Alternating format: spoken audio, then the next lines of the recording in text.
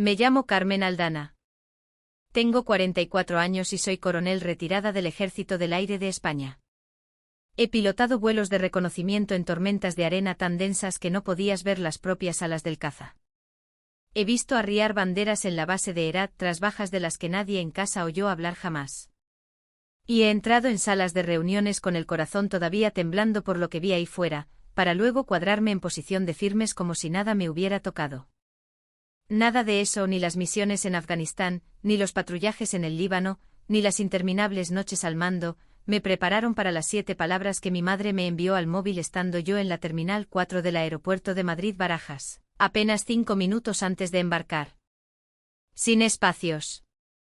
No vengas. No te queremos. Eso fue todo. Sin explicaciones, sin signos de puntuación, solo ese tipo de crueldad que no se molesta en disfrazarse. Me quedé allí parada, con la tarjeta de embarque en una mano y un café con leche en la otra, y lo releí 2 veces. Luego miré a lo largo de la terminal, donde las familias se reunían con brazos sobre los hombros, niños riendo y parejas discutiendo sobre los números de la puerta de embarque. El mundo seguía girando, indiferente a que una persona más estuviera siendo borrada silenciosamente. Escribí solo 2 palabras como respuesta: recibido. Adiós. Luego caminé. Embarqué en el vuelo que yo misma había pagado, el que yo había organizado para todos ellos. No me di la vuelta. No comprobé si había respuestas. Algunas heridas son tan profundas que dejas de sentirlas. Simplemente sigues moviéndote porque si te detienes, el dolor podría notarte de nuevo. Tomé mi asiento. Fila 12, ventana. El asiento que siempre elegía. Tranquilo, apartado, invisible. 5 minutos después, los motores bajaron de revoluciones. El piloto salió de la cabina. Toda la cabina se giró y entonces él me miró directamente y dijo: «Señora, creo que usted me salvó la vida». La azafata de tierra escaneó mi pase sin levantar la vista. Su voz era alegre de una manera que me erizó la piel. «Que tenga un buen vuelo», dijo. Asentí una vez y entré en el Finger. El aire cambió en el momento en que crucé ese umbral, ese tipo de cambio que se siente más que se oye, más frío, más quieto. Ya podía oler el aire reciclado de la cabina, con ese toque agudo de café y acero presurizado. Mi mano apretó la tarjeta de embarque un poco más fuerte. Fila 12, ventana. No era el asiento más caro, pero sí uno de los mejores. Lo había reservado porque no quería ser vista. Es curioso cómo eso no funcionó. Caminé pasando filas de extraños guardando maletas, ajustando reposacabezas y hojeando las instrucciones de seguridad. Mi familia, si es que todavía se les podía llamar así, no estaba a la vista. Habían embarcado antes que yo. Por supuesto que lo habían hecho. Encontré mi asiento, guardé mi petate militar y me senté. Espalda recta, manos cruzadas, vista al frente. Esa disciplina nunca se fue, ni siquiera después del retiro. El avión zumbaba débilmente debajo de mí, con sus sistemas vivos y esperando. Justo cuando estaba a punto de acomodarme en la quietud, se acercó una auxiliar de vuelo. 30 y pocos años, moño impecable, sonrisa ensayada. Se inclinó ligeramente hacia el pasillo. «Disculpe, señora», dijo en voz baja. «Estaría dispuesta a cambiar de asiento. Hay una familia en la parte delantera a la que le gustaría sentarse junta». Levanté la vista. Algo en su tono me dijo que no era una petición al azar. «¿Qué familia?», pregunté. Ella vaciló, miró a su izquierda. Seguí su mirada. Fila 8. Mi madre impoluta con su chaqueta de punto crema. Mi padre leyendo algo en su móvil. Mi hermano Jorge hablando animadamente con su mujer. Ninguno de ellos miró hacia mí, ni una sola vez. ¿Lo solicitaron ellos?, pregunté de nuevo. Ella asintió. «Sí, señora». Dijeron que viajan juntos, pero preferían ajustarse por comodidad. ¿Comodidad? Casi me río. Yo era la incomodidad, el miembro antiestético que necesitaban reorganizar. Podría haber dicho que no. Tenía todo el derecho, pero los derechos no importan cuando el amor se ha cambiado por silencio. Así que me desabroché el cinturón, levanté mi bolsa y seguí su dedo pasillo abajo. Fila 30, asiento B, el del medio. Al pasar junto a mi familia, ninguno se giró. Yo era un fantasma. Un fantasma que había pagado por su comodidad. Cuando me senté entre un adolescente dormido y un hombre demasiado absorto en sus correos electrónicos como para notarme, lo único que pude sentir fue el borde frío de la hebilla metálica del cinturón contra mis costillas. No me estremecí. No parpadeé. Pero en algún lugar profundo bajo esa quietud, algo cambió. Y no iba a volver atrás. El aire aquí atrás se sentía más denso, no físicamente, sino de la forma en que se sienten las cosas cuando se les ha despojado de dignidad. Las luces del techo parpadearon, arrojando un baño pálido sobre la tela deshilachada de los asientos y el brillo apagado de las viejas mesas plegables. Mantuve las manos quietas en mi regazo con los dedos curvados lo justo para ocultar el temblor. Al otro lado del pasillo, un niño parloteaba felizmente con su abuela sobre dinosaurios. Las palabras apenas las registraba. Lo que sí notaba era la presión en mi rodilla izquierda. Un dolor familiar, sordo y profundo, de esos que nunca terminan de irse. Una lesión por una explosión en una carretera a las afueras de Al-Aina, en Afganistán. No fue la peor explosión que había visto, pero fue la que se quedó conmigo. Una articulación astillada, clavos de titanio y meses de rehabilitación mientras mi oficial al mando seguía preguntando si estaba segura de querer volver al campo. Estaba segura. Siempre lo había estado, porque volver al silencio de esa casa familiar habría sido un tipo diferente de herida, una de la que no me recuperaría.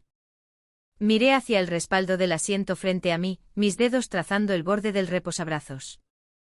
Recordé otra silla, otro momento, 12 años, sentada en el borde de nuestro porche después de que me echaran por replicar sobre algo que había leído en un libro de historia.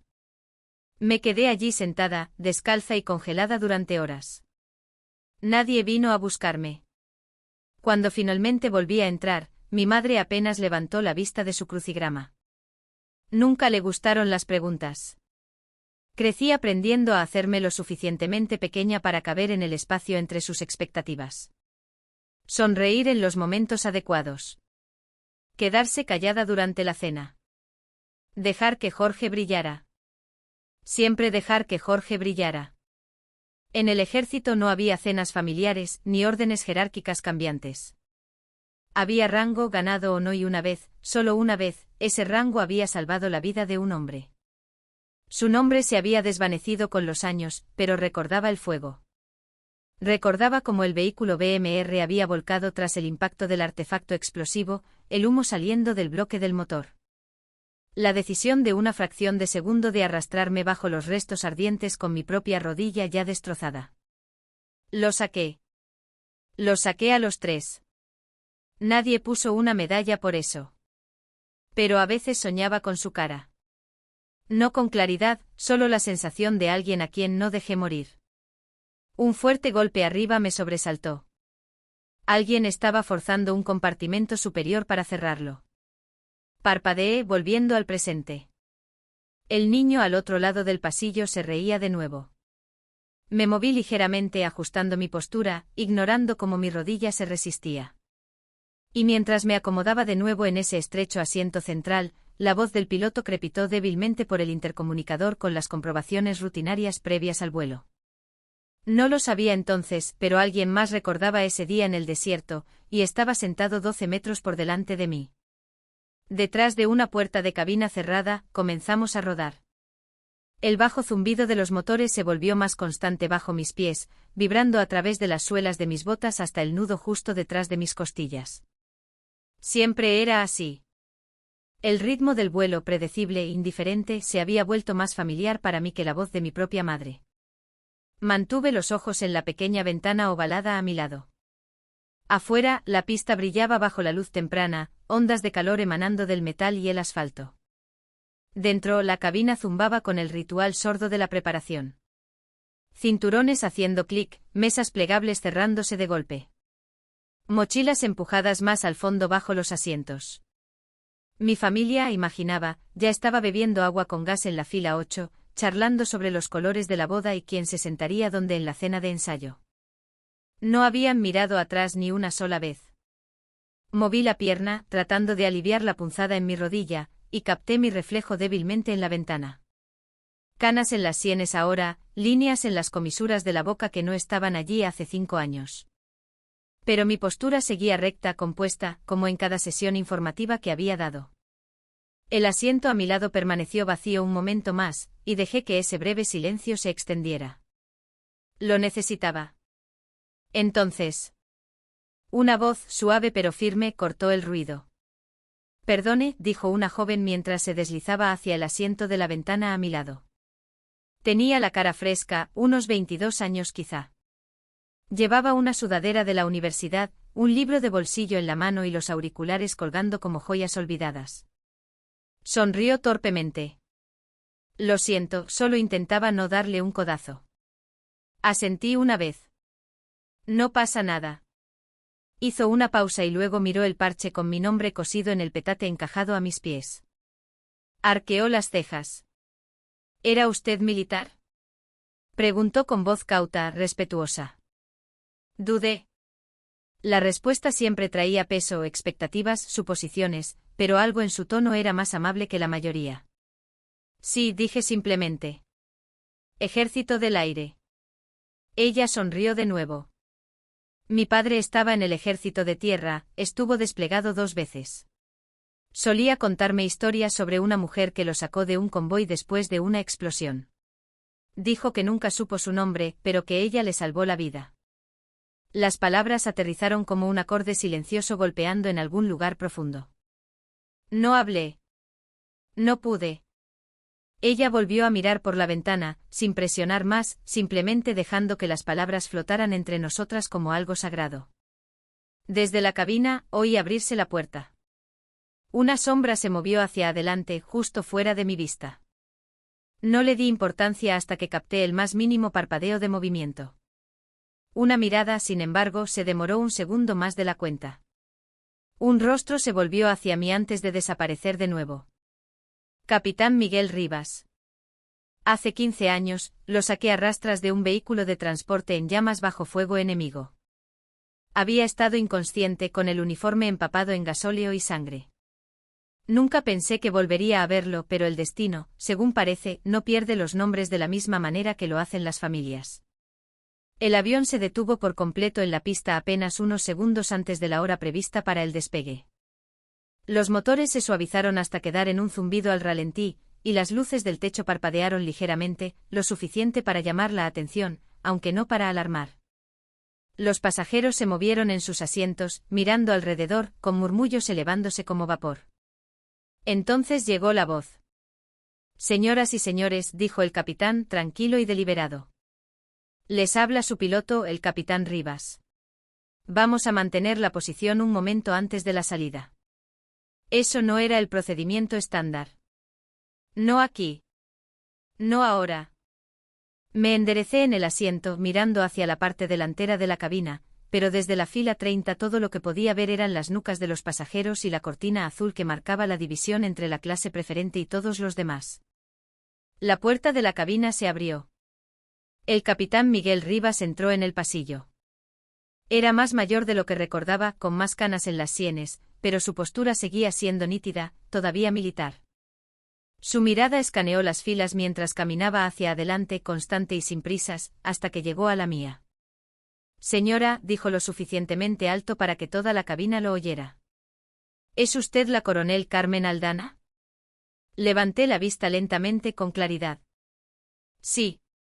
Él se enderezó por completo, echó los hombros hacia atrás, levantó el pecho y se cuadró haciéndome el saludo militar. Señoras y señores, dijo con voz inquebrantable, permítanme presentarles a la coronel Carmen Aldana, del Ejército del Aire, retirada. Cruz al Mérito Aeronáutico con distintivo rojo, Cruz de Guerra, 25 años de servicio. Un silencio se instaló sobre la cabina, tan profundo que se sentía físico. Lo escuché como todo se quedaba quieto, el cambio en la respiración, el peso de saberlo de repente. No se le debería haber pedido que se moviera de su asiento asignado. Continuó, sus ojos escaneando brevemente las filas circundantes.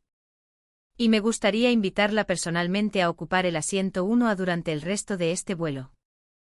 No hubo aplausos ni vítores, solo asombro, solo gente viéndome por primera vez.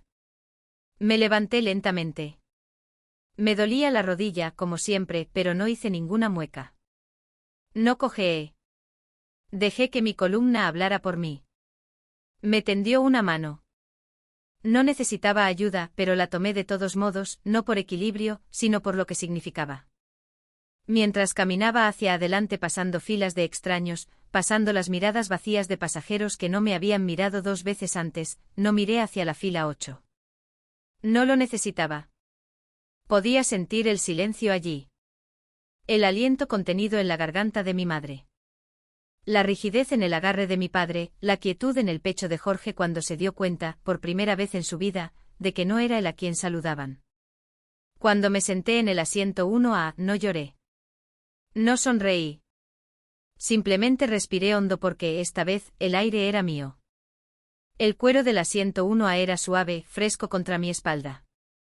Dejé que mis manos descansaran tranquilamente en mi regazo, mis dedos rozando el borde desgastado del parche con mi nombre. El zumbido de los motores me rodeó de nuevo, más estable ahora, como si algo se hubiera asentado, no solo en la aeronave, sino en mí. Esperaba que el momento terminara ahí. El anuncio, el silencio, las miradas. Pero no fue así.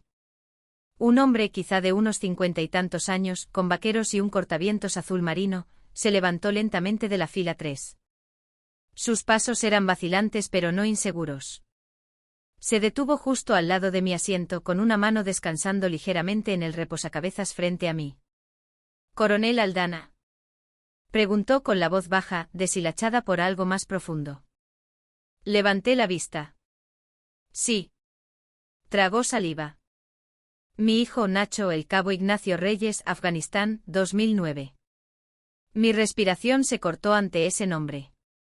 No recordaba la cara. Nunca lo hacía. Pero las manos, el calor, los gritos por la radio.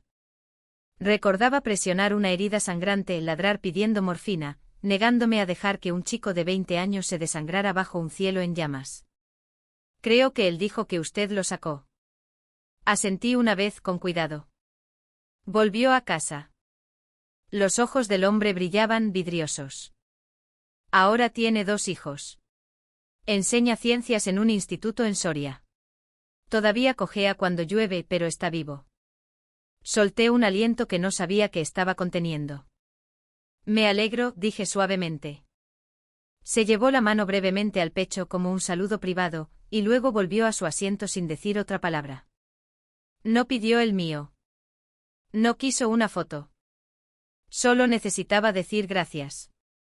No mucho después, la joven de antes, mi compañera de asiento de la fila 30, apareció en el borde de la cortina. No habló de inmediato. Solo sonrió tentativa. Pensé que podría ser tú, dijo. Mi padre solía contar esa historia sobre la mujer que lo salvó. Nunca lo olvidó. Yo tampoco. Le sostuve la mirada y asentí suavemente. Ella no pidió confirmación. No la necesitaba. Rebuscó en su bolso y me entregó algo doblado. Una postal, una foto de su padre en uniforme, sonriendo con el brazo alrededor de ella en su graduación del instituto. Creo que a él le hubiera gustado que tuvieras esto, dijo. Lo acepté con ambas manos. Gracias, susurré mientras ella se iba. La cortina se balanceó detrás de ella, luego se quedó quieta. En la quietud que siguió me recosté en el asiento con los motores elevándose de nuevo debajo de nosotros. Esto ya no iba de mi familia, ni de la fila 8 o del silencio en el que se envolvían. Iba de las personas que recordaban, las que vieron, y finalmente las que lo dijeron en voz alta. Supe que él venía antes de verlo. Hay un cierto tipo de arrastrar los pies que hacen los hombres como Jorge cuando no están seguros de si deberían estar de pie siquiera. Cuando su confianza se ha desgastado y todo lo que queda es el eco incómodo del respeto de otra persona. Me giré ligeramente en mi asiento justo cuando la cortina se separó. Él estaba allí con las manos hundidas en los bolsillos, los ojos moviéndose hacia los míos y luego apartándose. Parecía más viejo de lo que recordaba, no en años, sino en el peso de ser visto de manera diferente por primera vez en su vida. Desde detrás de mí. Carmen dijo apenas por encima de un susurro. No respondí. No sabía que te iban a pedir que te cambiaras, continuó. No pensé que fuera a ser así. Lo estudié por un momento, dejando que el silencio se estirara. Luego dije con calma, no lo impediste. Asintió lentamente. No lo hice. Su voz se quebró ligeramente. Solo quería decir. Que lo siento. No respondí de inmediato. Había demasiadas versiones de esa palabra que había ensayado escuchar de él, pero ninguna sonaba así. Tranquila, sin guión, casi avergonzada.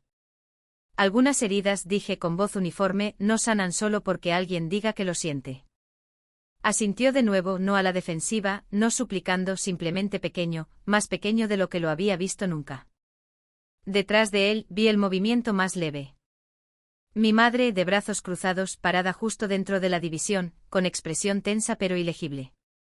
Sus ojos se encontraron con los míos. No habló, pero tampoco apartó la mirada.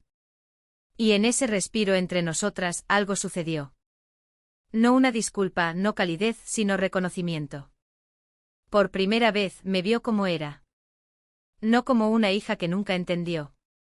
No como la decepción que se fue, sino como una persona, una mujer, un soldado. Su barbilla bajó apenas perceptible. Luego sus brazos cayeron a los costados. La tensión abandonó su postura. No era perdón. No era reconciliación, pero era algo. Jorge dio un paso atrás. No pidió un asiento. No intentó abrazarme. Solo susurró, espero que lo sepas. Ahora sí te veo. Luego desapareció detrás de la cortina. Me volví hacia la ventana. Sin adrenalina, sin amargura, solo quietud. Algunas distancias no se cierran con una conversación. Algunas personas no vuelven con una disculpa, y algunas familias permanecen rotas, no por crueldad, sino porque nunca les enseñaron cómo mantener nada entero. Pero en ese momento, no necesitaba que me sostuvieran.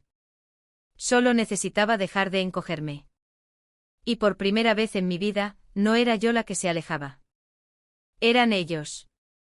El resto del vuelo transcurrió en una especie de silencio, de la forma en que se siente un bosque después de una tormenta. Nada cayendo, pero todo cambiado. Las conversaciones se mantuvieron bajas, mesuradas. Algunos pasajeros lanzaban miradas en mi dirección cuando pensaban que no estaba mirando. Unos pocos ofrecieron leves asentimientos. La mayoría simplemente se quedó con lo que el momento había removido en ellos. No me moví, no lo necesitaba.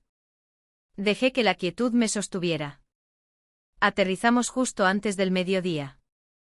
Me quedé sentada mientras la cabina se llenaba con el crujido de las bolsas y el ruido de los cinturones de seguridad soltándose. No tenía prisa. No me quedaba nada que perseguir. Ni aprobación ni explicaciones. Solo aire, solo espacio. Y finalmente había reclamado ambos. Al bajar del avión, un grupo de cadetes estaba cerca de la puerta, esperando su conexión. Apenas 20 años, quizá más jóvenes. Llevaban uniformes todavía rígidos por la novedad, botas pulidas demasiado brillantes. Uno de ellos me notó primero, sus ojos bajaron a mi insignia, luego subieron con reconocimiento. Sin una palabra, dio un codazo a los otros. Al unísono perfecto, se enderezaron. Sin saludo militar, sin fanfarria, solo los asentimientos de respeto más pequeños y silenciosos. Les devolví lo mismo.